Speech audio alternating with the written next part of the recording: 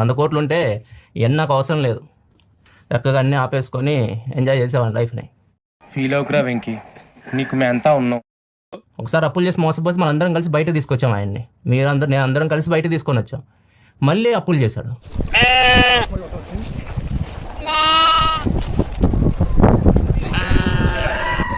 వంద కోట్ల యూట్యూబర్ హెల్ప్కి వెళ్తాడు పెట్టాడు తమ్నైల్లో.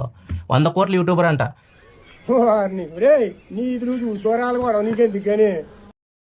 ఏమని పెట్టాడు? 100 కోట్ల యూట్యూబర్ని హెల్ప్ అడిగితే అని చెప్పేసి.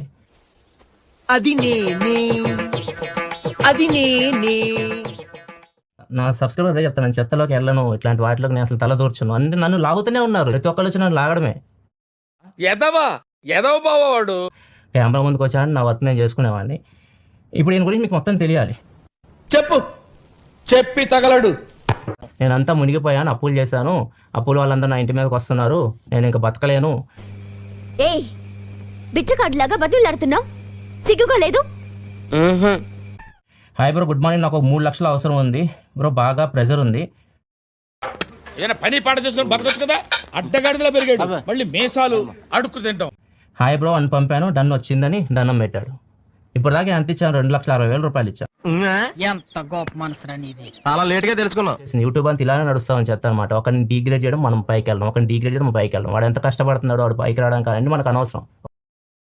ఇదేలా మీ సంస్కారం, ఇదేలా మీ నాగరికత, ఇదేలా మీ సాంప్రదాయం. అందుకే టెన్షన్స్ మా అమ్మ కూడా ఇవ్వదలుచుకోవడం. అందుకే అసలు ఈ విషయం ఎక్కడ బయట కూడా తెలియదు. ఏంటి ఏడుస్తున్నావా? ఏంటి అది గుర్తు చేడుస్తున్నావా? పదేవాడివే, ఇదో ఇట్లాంటప్పుడే మనసు రాయి చేసుకోవాలి, ధైర్యంగా ఉండు. అర్థం చేసుకోవాలి కదా, ఫ్రెండ్ అన్న అర్థం చేసుకుంటాడు. లెగిసి వెళ్ళిపోయాడు. నాకు ఛాన్స్ దొరికింది, ఒక ఛాన్స్ అని చెప్పేసి లెగిసి వెళ్ళిపోయాడు. వెళ్ళిపోయి చూస్తే ఈ వీడియో పెట్టుంది. నువ్వు పెద్ద అపరిచితుడు, అమ్మ మొగుడులాగా ఉన్నావు కదరా రే. అది నేను ప్రూవ్ చేసుకోలేను. ఆయన దగ్గర ఏమైనా ప్రూఫ్స్ ఉంటే అడుక్కొని నా నోట్ నుంచి వచ్చి ఆయన దగ్గర ఏమైనా ఆడియో కానీ వీడియో ప్రూఫ్ ఉంటే నేను ఒప్పుకుంటాను.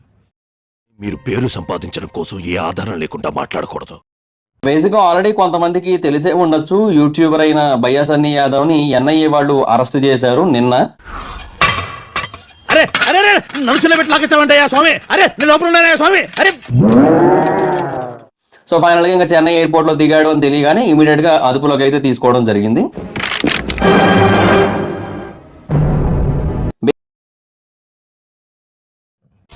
బేసిక్ గా భయ్యా సన్నీ యాదవ్ అరెస్ట్ చేయడానికి మేజర్ రీజన్ అయితే తను పాకిస్తాన్ వెళ్లి రావడం అండ్ పాకిస్తాన్ వెళ్ళి వచ్చిన వీడియోస్ ని అప్లోడ్ చేస్తూ ఉండడం. అక్కడ మొదలైంది రచ్చ. బేసిక్ గా ఒక ఐ పెట్టి ఉంచారనమాట భయ్యా సన్నీ యాదవ్ మీద, ఎక్కడ ఉన్నాడు, ఏం చేస్తున్నాడు, ఇవన్నీ కూడా తెలుసుకుంటూ ఉన్నారు. మీ కష్టం పగవాడికి కూడా రాకూడదు గురుగారు. మరేరా ఆ కైండ్ ఆఫ్ సిచ్యువేషన్ అనమాట. సో అంటే రీచ్ ఉంటది కదా అని చెప్పి ఇప్పుడు పోస్ట్ చేశాడు. అది ఎన్ఐఏ వాళ్ళ కళలో పడేలా చేసింది. నోరు మూసుకుని ఉండకుండా నా కింద నేనే మంట పెట్టుకున్నాను. సో అందుకు అదుపులోకి అయితే తీసుకున్నారు. సో ఇప్పుడు ఏం చేస్తారు, ఎంక్వైరీ ఎలా ఉంటుంది అంటే బేసిక్ గా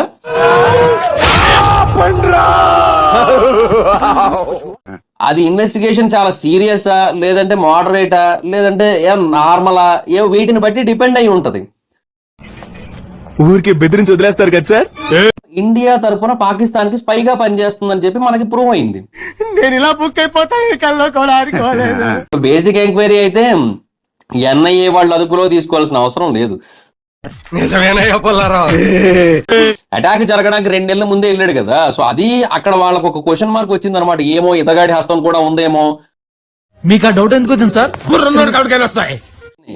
సో సన్నీ దరిద్రానికి ఏంటంటే ఫెబ్లో వెళ్ళాడు, అది దెబ్బ కొట్టింది అంతే. సో ఆ ప్రస్తుతానికి అయితే అరెస్ట్ చేశారు. దరిద్రానికి పిన్ కోడ్ కావాలంటే నీ పేరు చెప్తే చాలదు. నేను అదే చెప్తున్నా, ఇప్పుడు నేనైతే నమ్మట్లేదు. మేబీ తనకి ఈ పాకిస్తాన్ స్పైయింగ్ కి కనెక్షన్స్ ఉన్నాయని నేను అనుకోవట్లేదు ప్రస్తుతానికి.